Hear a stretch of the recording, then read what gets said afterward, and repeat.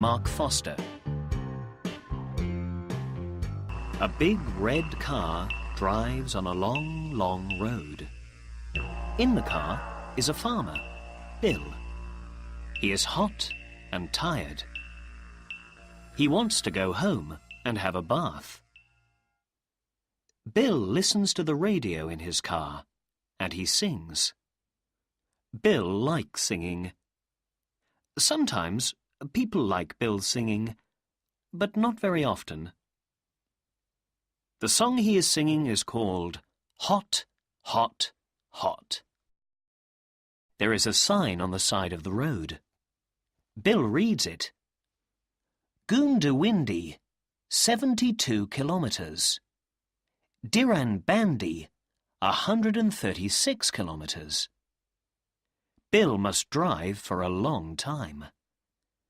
His home is about 100 kilometers away. He rubs his eyes. The sun is very hot, and the road is long.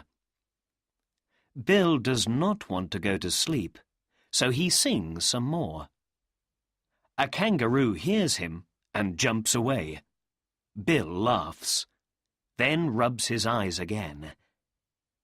Just then, Bill sees something. Suddenly, he is not tired and he is not laughing. The hair on his head stands up.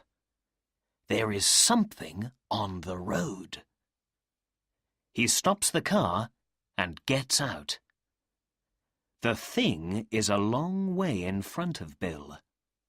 He cannot see what it is, but he does not like it.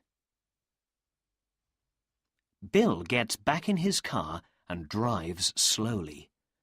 The thing is moving. It is alive. "What the?" Bill says quietly. "It's a man. What's a man doing here?" He thinks, there must be something wrong. Bill stops his car 10 meters from the man and looks out. "Hello?" says Bill. "Are you okay? Are you looking for something?" The man does not move or speak. He is looking at the sky and smiling unhappily. Bill looks up too. He can see nothing. There is a gun in Bill's car. He looks at it. I must be careful, he thinks. Bill drives 5 more meters. He can see that the man is about 40 years old. He is wearing a good suit, but it is old. "Hey, are you okay?" Bill asks again. "Can I help you?" The man moves his head slowly to look at Bill.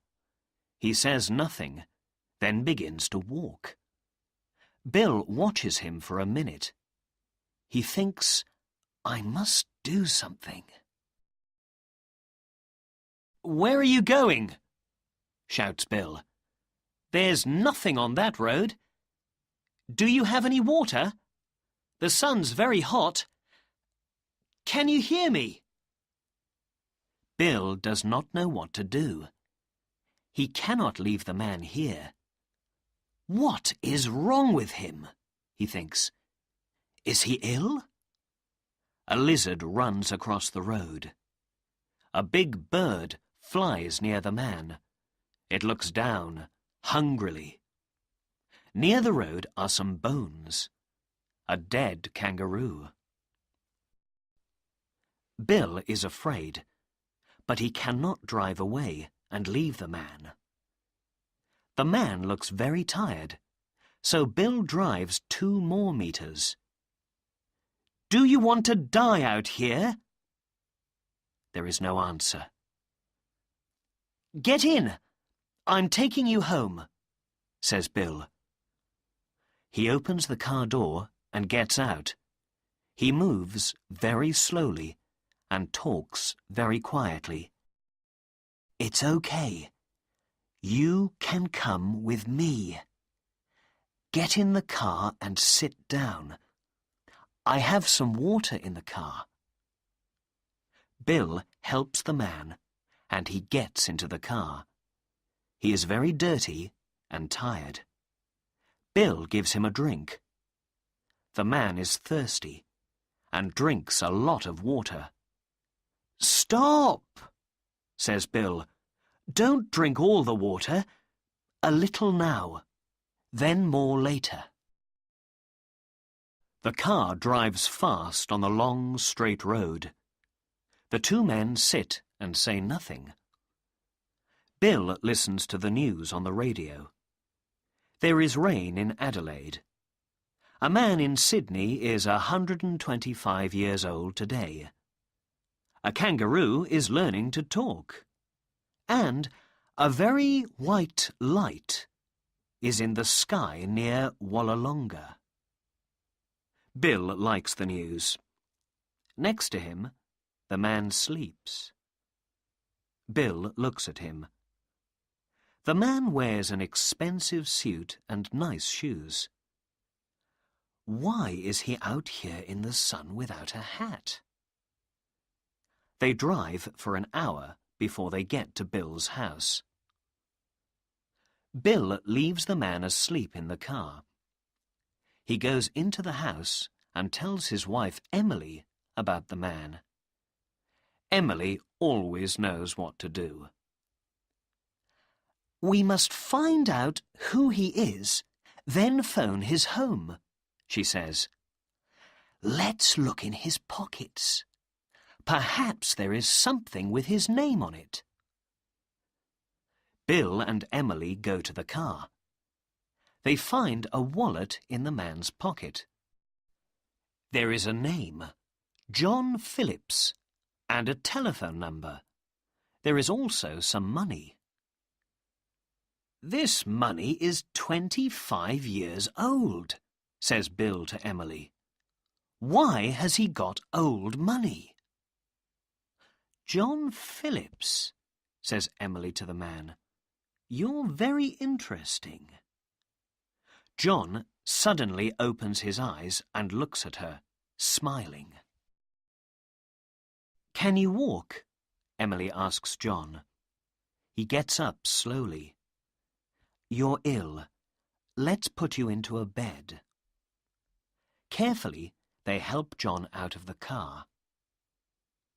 Bill's dog sees John and is afraid. He runs away and sits under a tree. Bill and Emily help John upstairs and onto a bed. 10 minutes later, he is sleeping again. In the kitchen, Emily says, "I don't understand this. It's not right. He's different. I don't know." "I don't want him in our house. I am afraid of him," says Bill. "I know. I'm afraid too. Let's call the flying doctor," says Emily. "Then we must talk to his family." Bill picks up the telephone and calls the doctor. He tells the doctor about John Phillips. "I think he's ill. He's very tired and doesn't talk. He doesn't know who he is. Can you come quickly?" The doctor lives about 200 kilometers away. He must fly a plane to visit Bill. "I'm coming now," he says. "Look out for me in half an hour." Bill puts the phone down. "OK, let me talk to his wife," says Emily. She takes the phone and calls the number. Somebody answers, and Emily talks for a long time. Bill hears her say, "But he is here. No, it is John Phillips. We have his wallet. His name is in it. Hello? Hello? Are you there? Oh. What? When? I don't understand. OK. Thank you. Goodbye. When she stops talking, her face is white. She looks at Bill and says, "This is all wrong. John Phillips is missing," his wife says. "For how long?" says Bill. 30 years, says Emily. His wife has a new husband now. They have 3 children.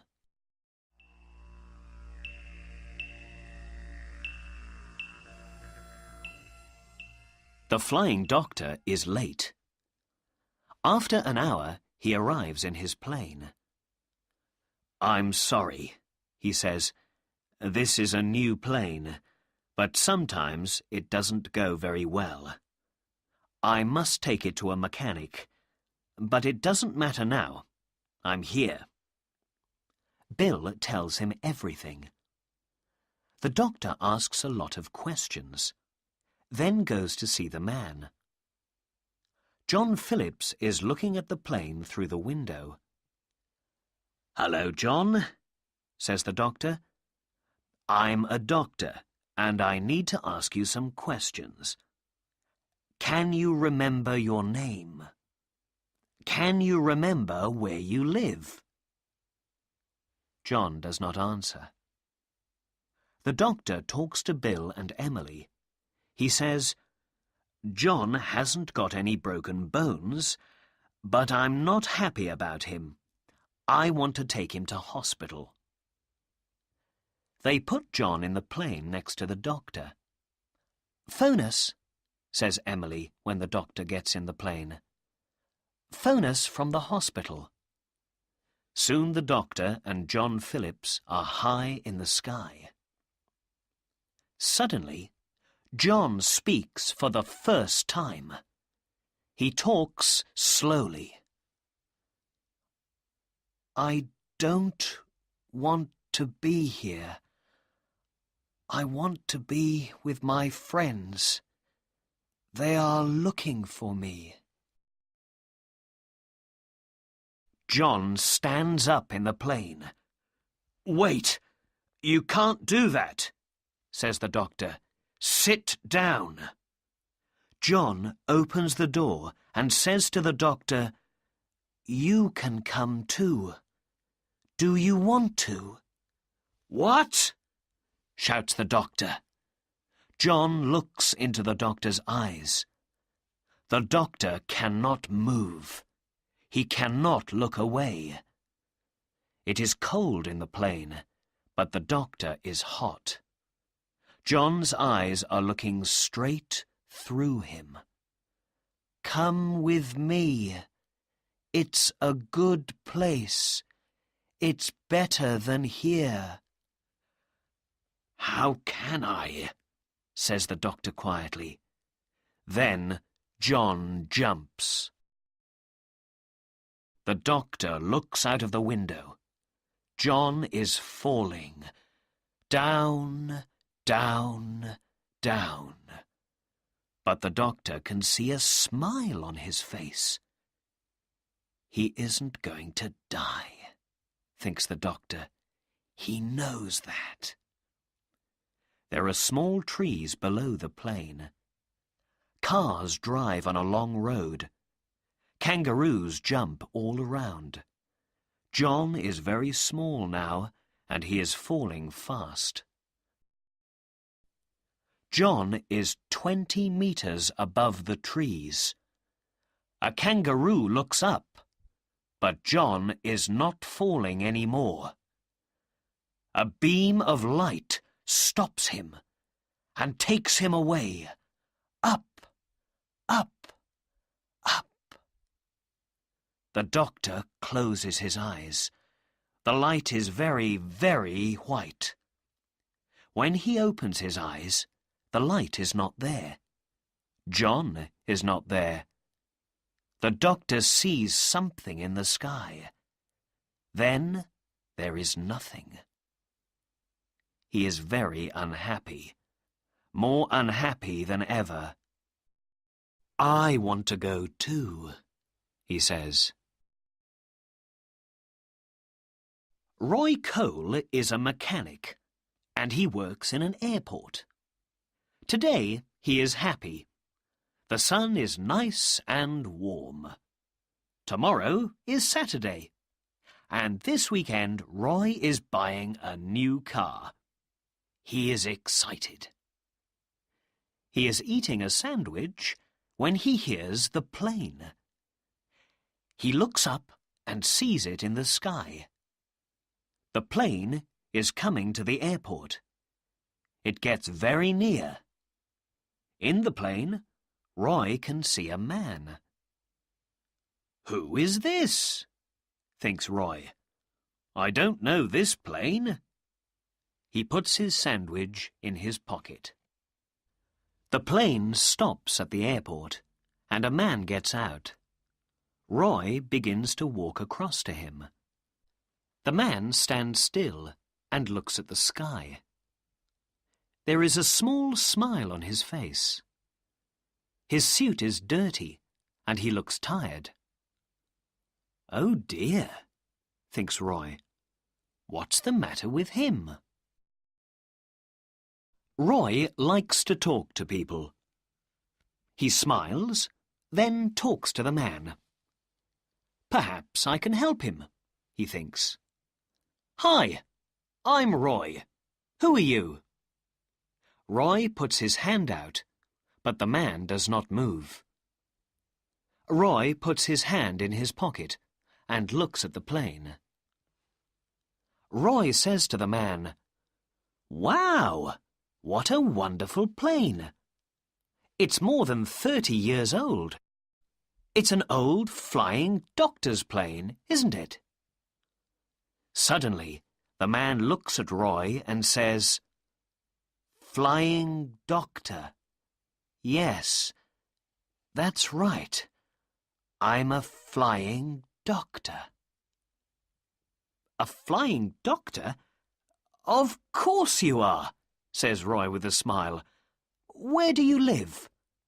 Where do you want to go?" The doctor begins to get into the plane again. Then he stops and looks into Roy's eyes. Roy hears him say, "I live a long way away now. I must go back. Do you want to come with me?" Suddenly, Roy feels hot. The doctor's eyes are looking straight through him. "How can I?" says Roy. "I can help you. Get in my plane," says the doctor.